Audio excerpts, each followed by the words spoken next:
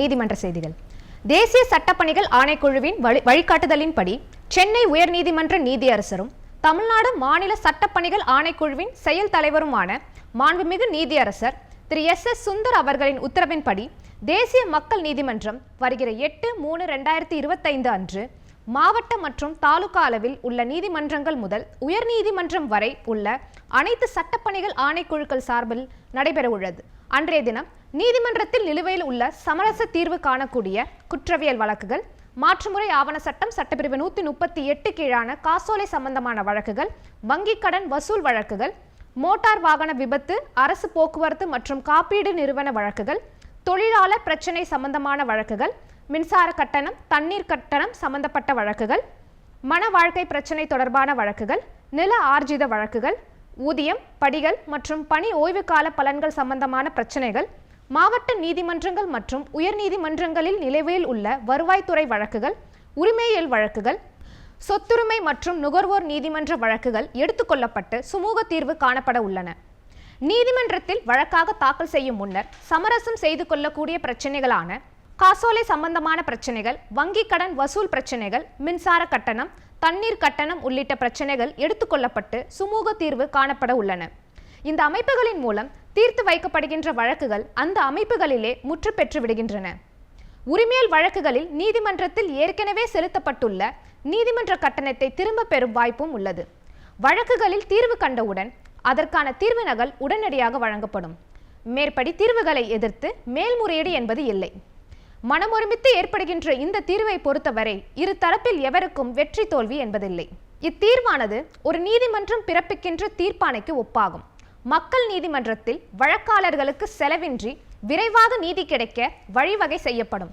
நீதிமன்றத்தில் நிலுவையில் இல்லாத பிரச்சனைகளாக இருந்தாலும் அவற்றை மக்கள் நீதிமன்றம் வாயிலாக விசாரித்து நிரந்தர தீர்வு காணப்படும்.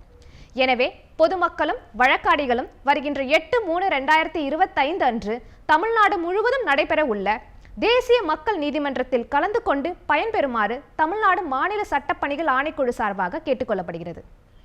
சென்னை தீவுத்திடலில் துவங்கப்பட்டுள்ள 49வது இந்தியா சுற்றுலா மற்றும் தொழில் பொருட்காட்சி 2025 இடம்பெற்றுள்ள தமிழ்நாடு மாநில சட்டப்பணிகள் ஆணைக்குழுவின் கண்காட்சி அரங்கில் பொதுமக்களுக்கு சட்ட விழிப்புணர்வு ஏற்படுத்தும் வகையில் சட்டப்பணிகள் ஆணைக்குழுவின் செயல்பாடுகள் மற்றும் தேசிய சட்டப்பணிகள் ஆணைக்குழுவின் திட்டங்கள் அடங்கிய கண்காட்சி அரங்கமாக அமைக்கப்பட்டுள்ளது.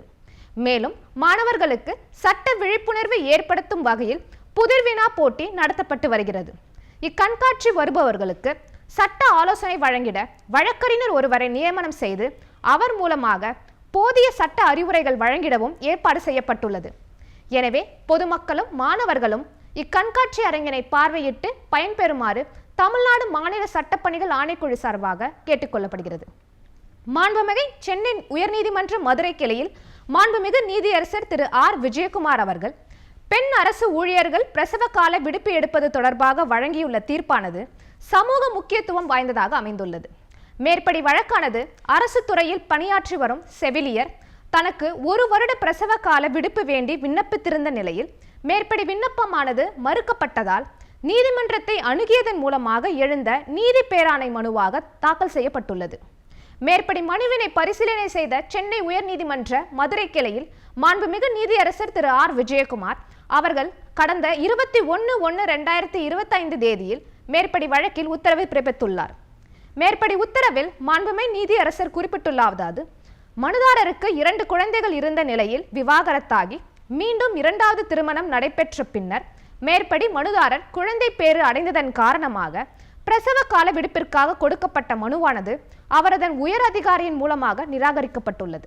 அதன் அடிப்படையில் தனக்கு பிரசவ கால விடுப்பு வேண்டுமென மேற்படி மனுதாரர் தாக்கல் செய்திருந்த நீதி பேராணை மனுவில் ஆராய்ந்தபடி பல்வேறு உயர்நீதிமன்றங்களில் தீர்ப்புகளை மேற்கோள் இட்டு காட்டி ஒரு பெண் திருமணத்திற்கு பிறகு 3வது குழந்தை பெறுவதற்காக பிரசவ கால விடுப்பு என்பது வழங்க முடியாது என மறுத்துள்ள உயர் அதிகாரியின் உத்தரவானது ஏற்கக்கூடியது இல்லை எனவும், முதல் மற்றும் 2வது குழந்தைகளுக்கு பிரசவ கால விடுப்பு மேற்படி மனுதாரர் எடுக்கவில்லை என்கிற நிலையில் அவர் பணிக்கு சேர்ந்த பின் அவர் விண்ணப்பித்துள்ள முதல் பிரசவ கால விண்ணப்பம் இதுவே என்கிற நிலையில் இந்த விண்ணப்பத்தை அவர் 3வது குழந்தை பேறு அடைந்துள்ளதாக சொல்லி நிராகரிப்பது நியாயமில்லை எனவும், நிராகரிப்பது ஏற்கக்கூடியது இல்லை எனவும் எப்படி முதல் பிரசவத்தில் இரட்டை குழந்தைகள் பிறந்தால் அடுத்த பிரசவ கால விடுப்பிற்கு மேற்படி அரசு ஊழியர் விண்ணப்பிக்க அனுமதிக்கின்றோமோ அதேபோல் ஒரு நபர் தனது பணியில் சேர்வதற்கு முன்னர் குழந்தை பெற்றுக்கொண்டதை முக்கியத்துவம் அளித்து மூன்றாவது குழந்தைக்கு பிரசவ கால விடுப்பு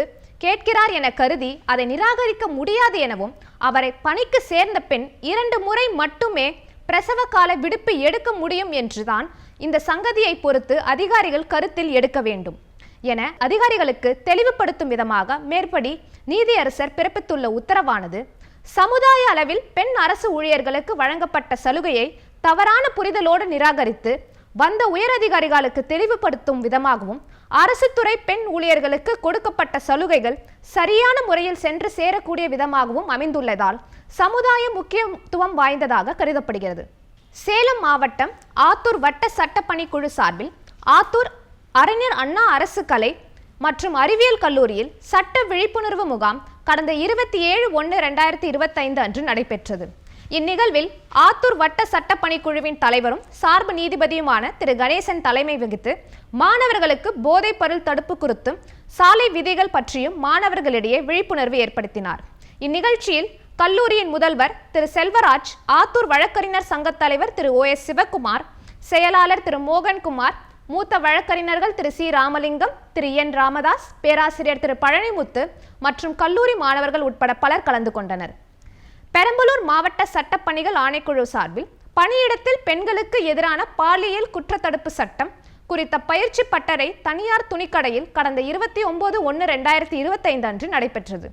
இம்முகாமில் மாவட்ட சட்டப்பணிகள் ஆணைக்குழுவின் செயலாளரும் சார்பு நீதிபதியுமான திரு மகேந்திர வர்மா தலைமை தாங்கி பேசுகையில், தாங்கள் பணிபுரியும் நிறுவனத்திலோ அல்லது நிறுவனத்திற்கு வருகை புரியும் வாடிக்கையாளரிடமிருந்து ஏதேனும் பாலியல் தொல்லைகள் தங்களுக்கு ஏற்பட்டால் உடனடியாக இந்நிறுவனத்தின் இதற்கென அமைக்கப்பட்டுள்ள 5 உறுப்பினர்கள் கொண்டுள்ள புகார் குழுவில் நீங்கள் நேரடியாக புகார் அளிக்கலாம்.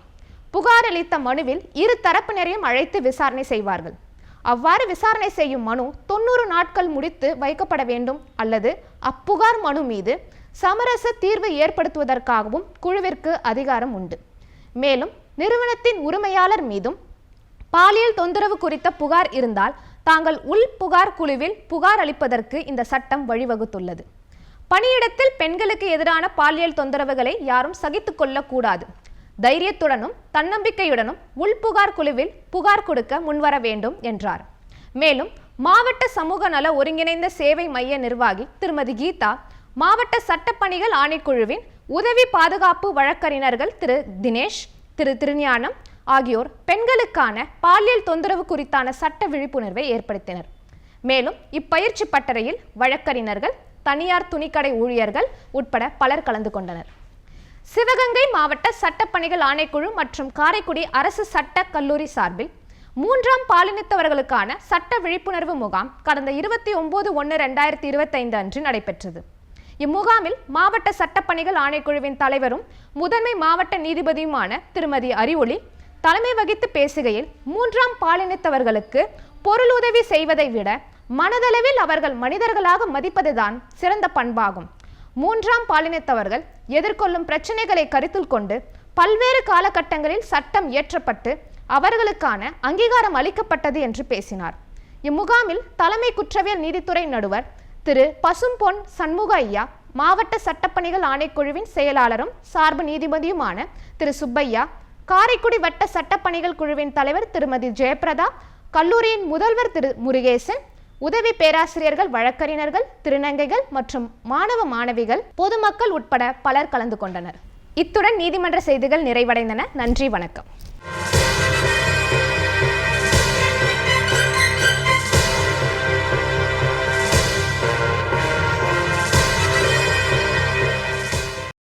வணக்கம். சட்ட தகவல்.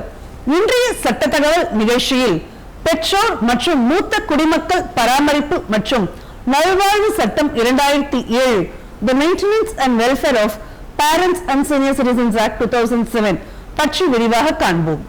பெற்றோர்கள், பெற்றோர்களின் பெற்றோர் மற்றும் வயதான மூத்த குடிமக்கள் தங்களின் முதுமை காலத்தில் கண்ணியமான வாழ்க்கையை நடத்துவதற்கு தேவையான உணவு, உடை, தங்குமிடம், மருத்துவ பராமரிப்பு வசதிகள் போன்ற அடிப்படை தேவைகளை உறுதி செய்யும் வகையில் பெற்றோர் மற்றும் மூத்த குடிமக்கள் பராமரிப்பு மற்றும் நல்வாழ்வு சட்டத்தினை இந்திய அரசு கடந்த 2007ஆம் வருடம் இயற்றி நடைமுறைப்படுத்தியது.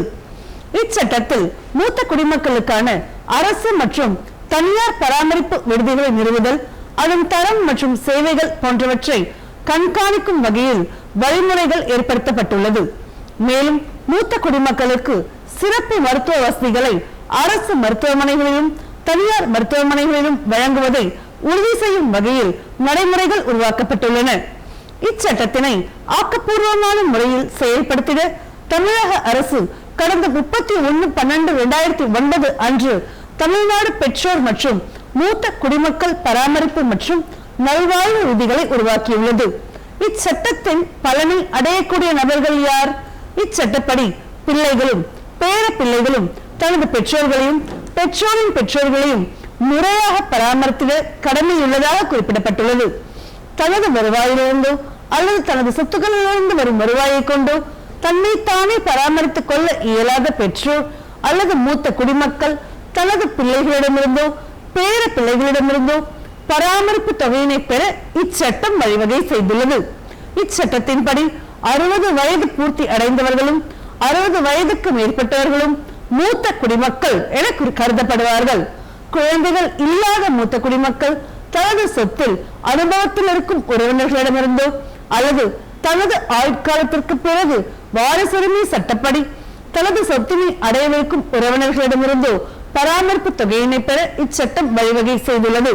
இச்சட்டத்தின்படி பெற்றெடுத்த தாய் தந்தை மட்டுமல்லாது தத்தெடுத்த பெற்றோர்கள் அடாப்டிவ் பேரண்ட்ஸ், வளர்ப்பு பெற்றோர் step mother and step father, பெற்றோர்களின் பெற்றோரான தாத்தா பாட்டி ஆகியோர் உரிய முறையில் மனு செய்து நிவாரணம் பெறலாம். எங்கு மனு செய்வது? இச்சட்டத்தின் கீழ் நிவாரணம் பெற நீதிமன்றத்திற்கு சென்று மனு தாக்கல் செய்ய தேவையில்லை.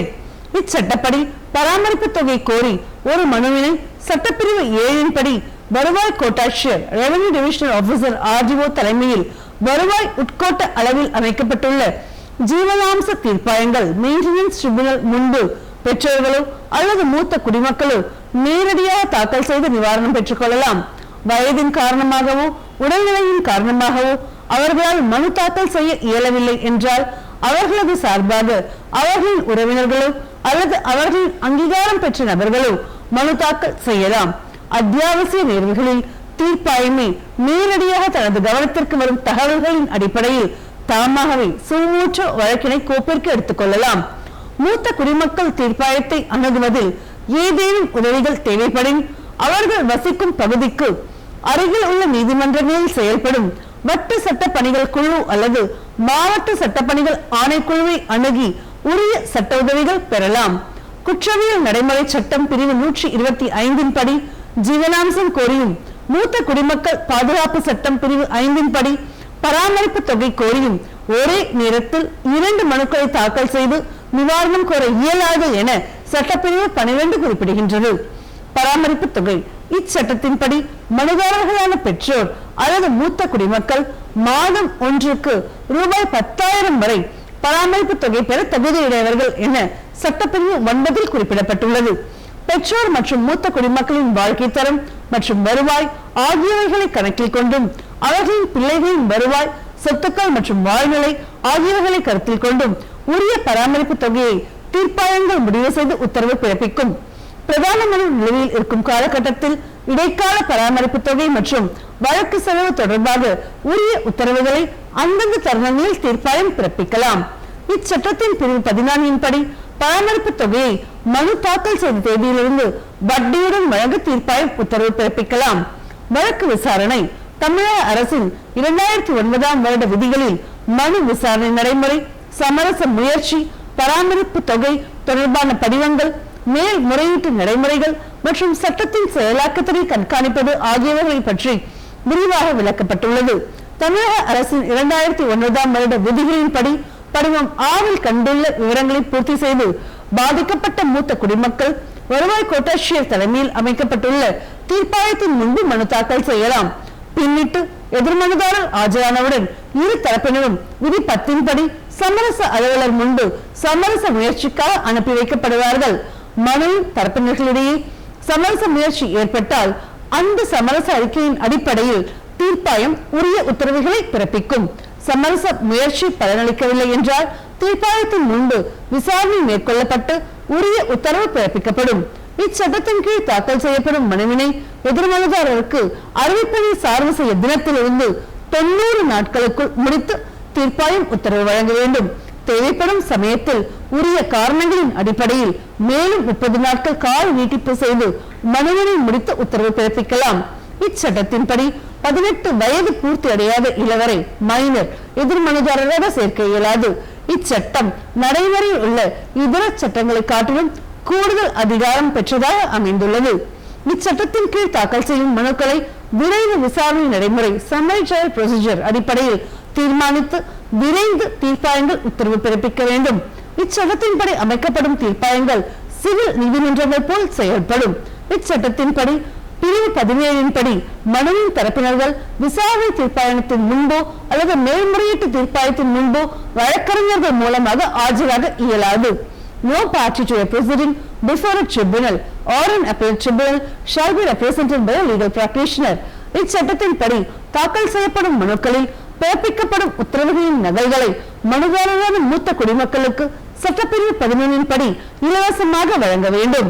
தீர்ப்பாயம் பராமரிப்பு தொகை தொடர்பாக உரிய உத்தரவு பிறப்பித்த பின்பும் பராமரிப்பு தொகையை எதிர்மனுதாரர் செலுத்த தவறினால் அத்தொகை அரசு வரி நிலுவையை போன்று தீர்மானிக்கப்பட்டு வருவாய் வசூல் சட்டத்தின் கீழ் ரெவன்யூ ரெக்கவரி ஆக்ட் அத்தொகையை வசூல் செய்ய மாவட்ட ஆட்சியர் நடவடிக்கை எடுப்பார். மேல்முறையீடு இச்சட்டத்தின்படி தீர்ப்பாயம் பிறப்பிக்கும் உத்தரவுகளுக்கு எதிராக பிரிவு 16 கீழ் பெற்றோரோ அல்லது மூத்த குடிமக்களோ 60 நாட்களுக்குள் மேல்முறையீட்டு தீர்ப்பாயத்தின் முன்பு மேல்முறையீடு தாக்கல் செய்ய வழிவகை செய்யப்பட்டுள்ளது. மூத்த குடிமக்களால் செய்யப்பட்ட சொத்து பரிமாற்றம் இச்சட்டம் நடைமுறை வந்த பிறகு மூத்த குடிமக்கள் தங்களது சொத்துக்களை யாருக்கேனும் மாற்றம் செய்து அந்த ஆவணத்தில் தங்களை முறையாக பராமரிக்க வேண்டும் என ஒரு நிபந்தனையை ஏற்படுத்தி அச்சொத்தினை அனுபவிக்கும் நபர் மூத்த குடிமக்களை பராமரிக்க தவறினால் அந்த சொத்து பரிமாற்றம் மோசடியானதாக கருதி மூத்த குடிமக்களின் நலனை பாதுகாத்திட தீர்ப்பாயம் சட்டப்பிரிவு 23 படி அந்த சொத்து ஆவணத்தை ரத்து செய்து மீண்டும் அந்த சொத்தினை மூத்த குடிமக்களிடம் திரும்ப வழங்க உத்தரவு பிறப்பிக்கும். மூத்த குடிமக்களை புறக்கணிக்கும் செயல் மூத்த குடிமக்களை கண்ணியமாகவும் நல்ல முறையிலும் பராமரிக்க கடமை இருந்தும் அவ்விதம் பராமரிக்காமல் புறக்கணிக்கும் செயல் தண்டனைக்குரிய குற்றம் என சட்டப்பிரிவு 24 குறிப்பிடுகின்றது.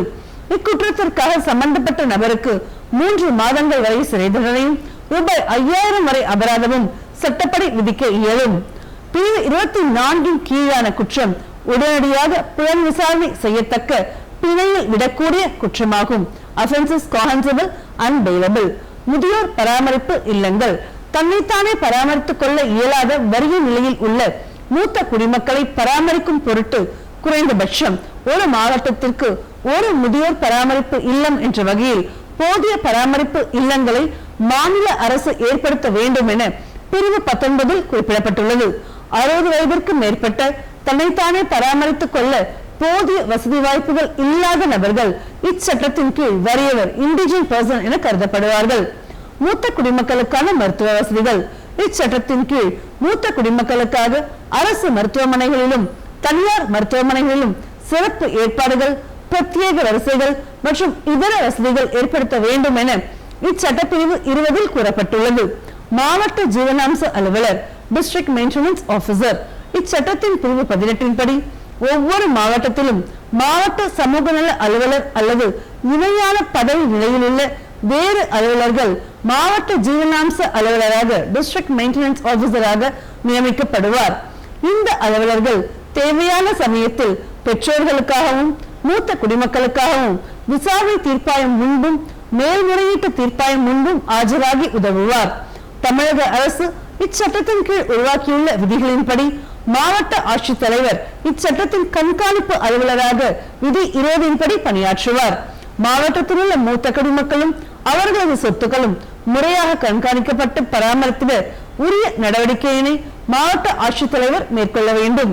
பராமரிப்பு தீர்ப்பாயங்கள் மற்றும் மாவட்ட ஜீவனாம்ச அலுவலர் ஆகியோரின் பணிகளை மேற்பார்வையிட்டு ஒருங்கிணைத்து மூத்த குடிமக்களின் பாதுகாப்பு மற்றும் அவர்களின் கண்ணியமான வாழ்க்கையை உறுதி செய்திட மாவட்ட ஆட்சித்தலைவர் நடவடிக்கை மேற்கொள்ள வேண்டும்.